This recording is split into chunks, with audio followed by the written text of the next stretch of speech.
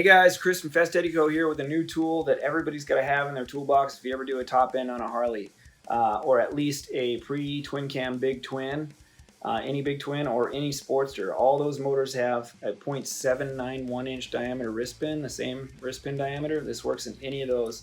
And it's used to check the perpendicularity of the rod to the case. Make sure it's straight up and down and not kind of crooked in reference to the crankcase, and therefore your piston isn't crooked. It's straight up and down in the cylinder. So you need to check this when you put in new bushings and ream them,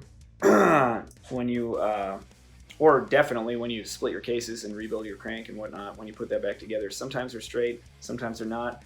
I just checked this Evo and it is straight. These pull out with about the same amount of tension. Sometimes they don't. When they don't, you just want to tweak the rod a little bit until it sits straight. Believe it or not, that's how it's been done. That's how it's always been done, and it works like a charm. I always just clamp my stand to the table, and then I made a tool with a wrist pin welded to a piece of tube.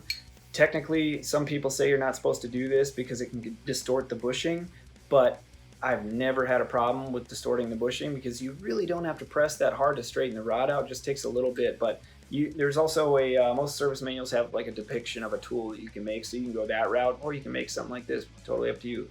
But this is a piece of pre-hard 4140, which is dimensionally stable and much tougher than it needs to be, and it's centerless ground to a surface finish of 16 micro inches, which is super smooth, like baby butt smooth. And it's a ½ inch longer than what you're going to find elsewhere, and it's a little easier to use that way. You're never like hanging off the piece of paper or anything. It's always under there, and it works easier on big bore motors. So it's the way to go, and it's only $29.95. So get one in your toolbox and make sure it don't rust.